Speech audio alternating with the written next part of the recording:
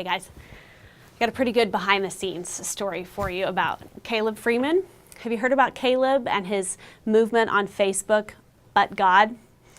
About 5 months ago, Caleb Freeman got into a terrible wreck on I-35. Him and his brother were in his pickup truck and they were going to an OU game. It was rainy out. Caleb was driving and he kind of lost control. And on I-35, his vehicle spun out and stopped right as a semi came barreling down. Caleb nearly died. His brother Clayton actually kind of walked away from the wreck, but the injuries for Caleb were so serious.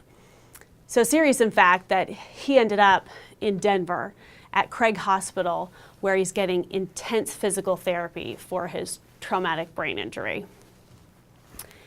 And so News 4 had decided that we were going to profile his recovery and talk with his family about what they're going through and how their faith has stayed so strong.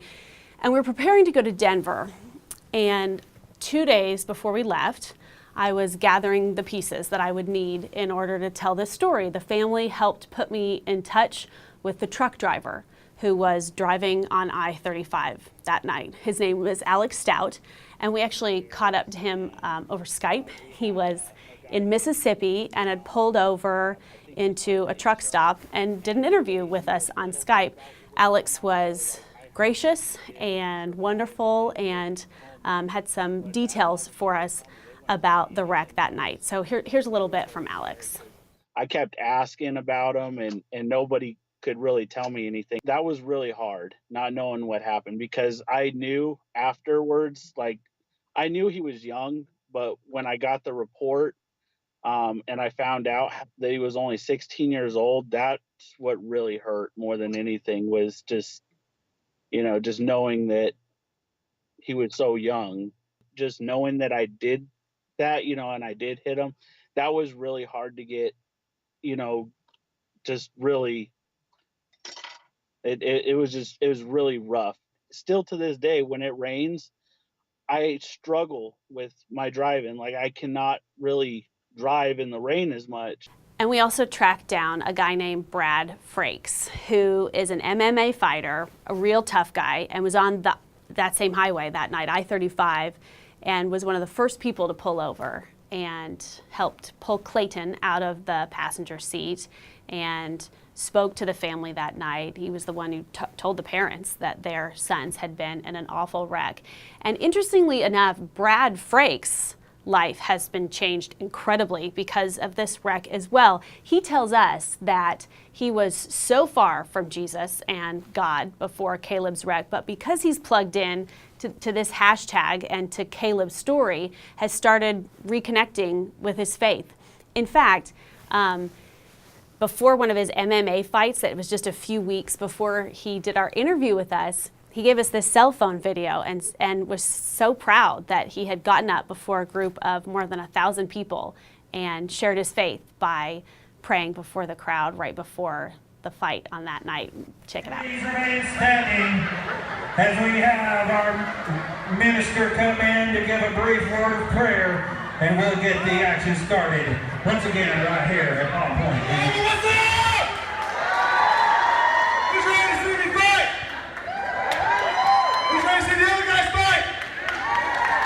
All right. Good evening. My name is Brad Frakes. Under these lights, I go by the name of Trainwreck. And, remove your hats and we'll bow our head for prayer.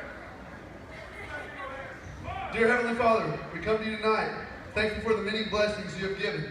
As fighters, we come to you thankful for the abilities to perform in front of crowds like this one here tonight. I pray the men here tonight show those abilities to their full potential, and that everyone in attendance can witness how special you made each and every one of us. I pray for the safety of the fighters. I pray for the safety of everyone's trip on the way home. And in God's name we pray. Amen. Let's go, Mr. Holman!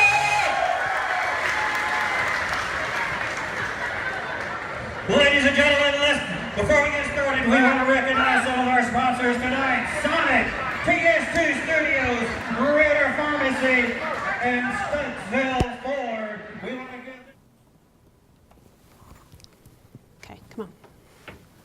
Ta-da. How's that look? Yeah, let me see. Okay. Perfect. Hey guys, this is Travis. Hello. We're a team. We traveled to Denver together and we were shooting Brad Frakes' interview together on I-35. And do you remember when we were shooting our interview with him, he kind of casually mentions like, hey, you guys are going to Denver in a few days. I'd like to go to Denver to meet this family. Yeah, and my first thought was probably not going to happen. That's quite a trip. And it's 2 days away. Yeah. And we were like, oh yeah, that'd be great if you can go. Let us know if you end up going to Denver while we're there in 2 days. Yeah, but low expectations, didn't think it was going to happen. Kind of a long shot.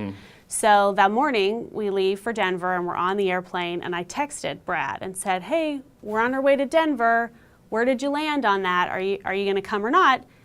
And then we got in the air, and I didn't really hear anything Then we went to breakfast, until we landed in Denver, and, Yeah. and I was at breakfast. We were at breakfast. and he texted. He's like, I'm in Denver, got here last night. He beat us there. What? We were like, he's in Denver. This surprise might actually really happen. And so we went to the hospital and we Yeah. just started shooting our story. We interviewed the doctors and the therapists, and we saw some of the therapies that Caleb was going through.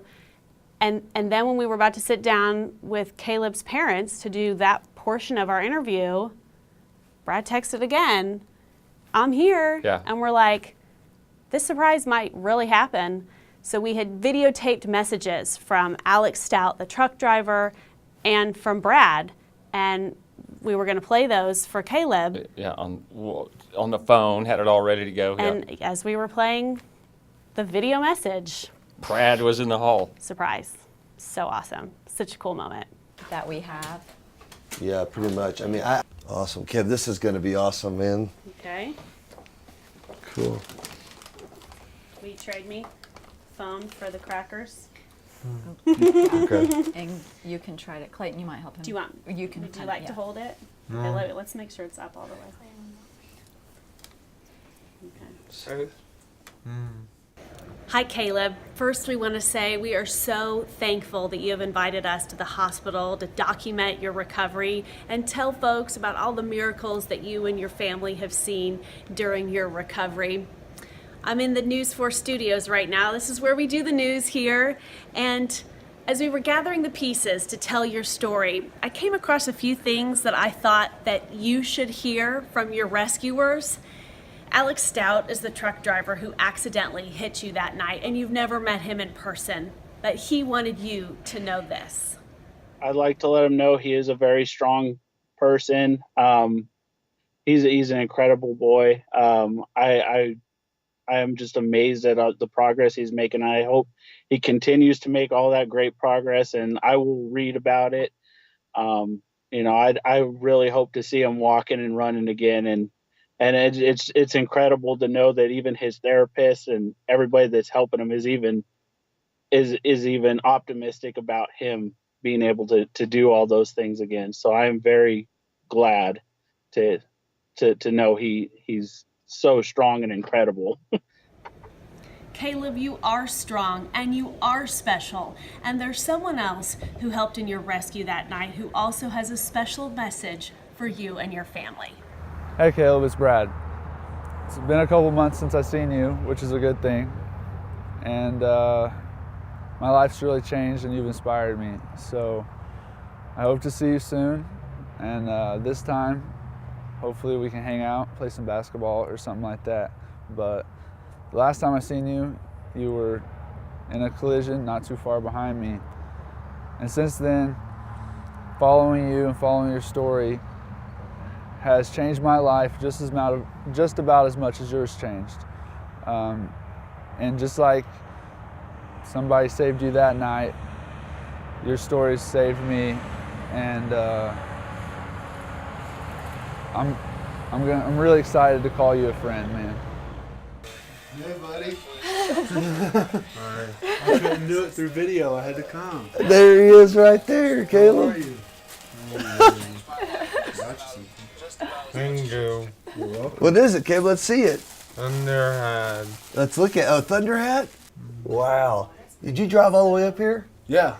No, we did. We drove last night and stayed and then got prepared for today. I gotta hug this guy because I've never met him. all For a second. I remember is your voice on the other line of that phone, man. I actually do remember you. Oh, That night. he said thank you for driving all the Thank way. you for driving all the way here. You're welcome, Caleb. This is the least I could do, buddy. Caleb, your phone rang, and of course I answered it because it was your cell phone, but it wasn't your voice on the other end. It was Brad's, and that was I'll never forget that because he kept saying, he said your boys have been in an accident. He said, where are you? Can you get here? He was trying to calm me down, but I felt all along like he wasn't telling me something. Like I felt like maybe you had died, Caleb, because he kept telling me to calm down. And so Mom and I jumped in the car and we drove like crazy to get there as fast as we could. But he was with me on the phone the whole time. And then look at this guy. Yeah. Kicking butt. Feeling good? Yeah. Lots of energy? Yeah. Yeah. How was your workout today? Good. Good? I had one at the hotel. It was okay. Now, are you an MMA fighter? Yeah, that's what I do.